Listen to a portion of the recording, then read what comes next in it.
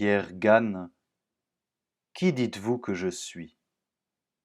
La réponse personnelle de la foi, réponse personnalisante et libérante. Il y a donc une critique de ce qui est possible à l'homme. Et beaucoup de nos contemporains sont très sensibles à ce point de vue, notamment du côté des néo-marxistes. Eh bien, la puissance de Dieu, c'est le possible de l'homme. En réalité, c'est même l'impossible de l'homme, mais qui lui devient possible. Ou, si vous préférez, la foi critique, ce que j'estime être les possibilités de l'homme. Peut-être que j'exagère ou majore cette possibilité. Peut-être aussi que je la minimise. Je n'en sais rien, parce que je ne puis pas répondre à cette question. Qu'est-ce qui est possible à l'homme? L'homme n'y répond que parce qu'il va se révéler, lui, en réponse à la question personnelle qui lui est posée. À travers cette critique, qui va terriblement loin, je vais voir se révéler à moi ce qui est possible à l'homme. Ta foi t'a sauvé. Mais je ne savais pas que je pouvais me sauver.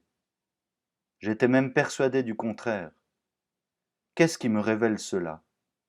C'est ta foi t'a sauvé. Jésus ne dit jamais je t'ai sauvé. Jamais.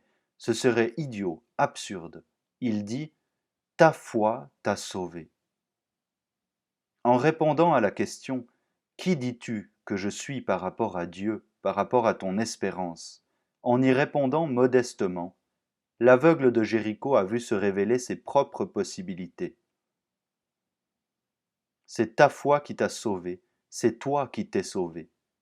Le jour où l'on comprendra que le paternalisme est partout sauf en Dieu, on aura fait d'énormes progrès dans la foi. C'est pourquoi Jésus dira, et c'est d'une logique immédiate, si tu avais de la foi comme un grain de sénévé, tu déplacerais des montagnes. Autrement dit, ce que tu jugeais absolument impossible, tu verrais que c'est possible étant donné que tu l'effectuerais.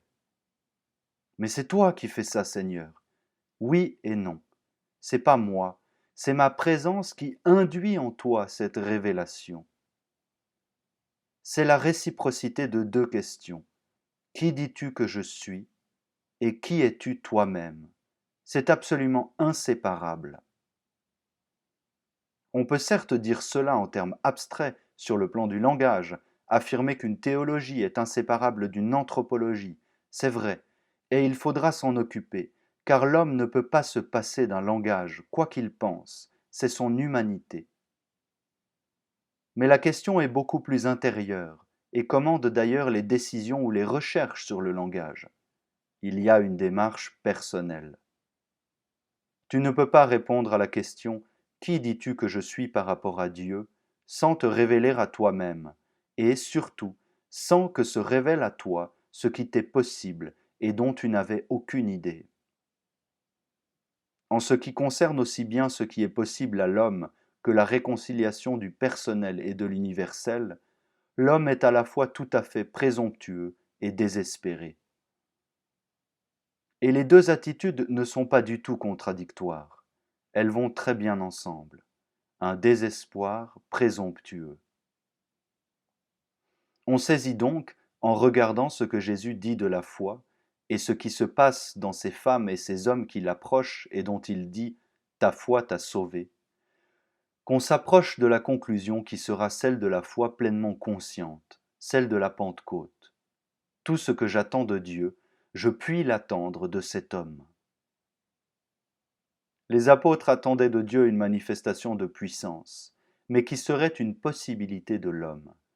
En ce sens, ils n'avaient pas du tout, du moins ce qui était vraiment dans la logique de la foi d'Israël, une conception magique de Dieu. Il y en avait certes qui attendaient une manifestation de puissance qui les remplacerait, qui agirait à leur place. Mais la première déception, c'est alors que Dieu n'agit pas à ta place. Jamais. C'est même le seul qui te respecte. Et tu ne t'en aperçois même pas, imbécile. Tu pourrais quand même le remarquer un peu, non? Il n'agira jamais à ta place. Il ne dira jamais « je t'ai sauvé », mais « ta foi t'a sauvé ».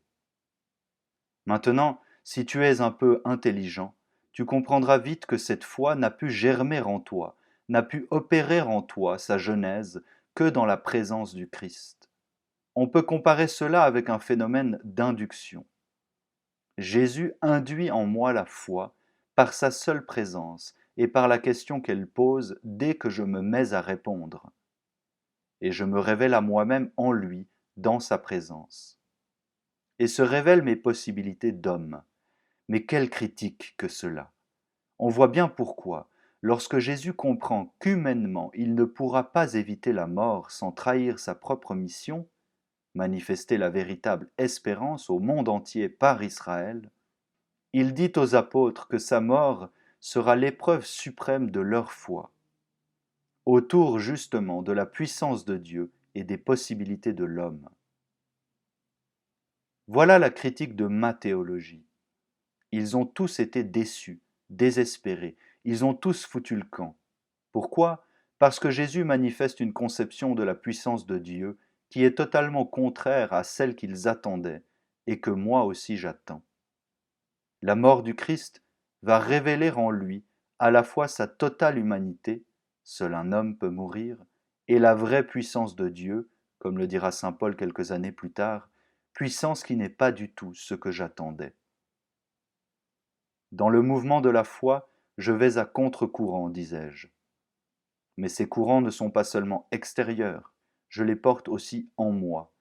Ça s'appelle ma théologie. Implicite, bien sûr, les idées que je me fais de Dieu. Et c'est là qu'une critique radicale va porter.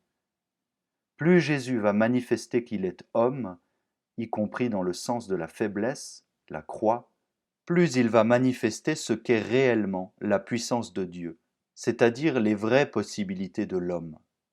C'est pourquoi saint Paul dira « c'est la croix qui manifeste la puissance de Dieu ». Quand on comprend cela, on sait ce qu'est la foi. On le sait parce qu'on l'a vécu plus ou moins.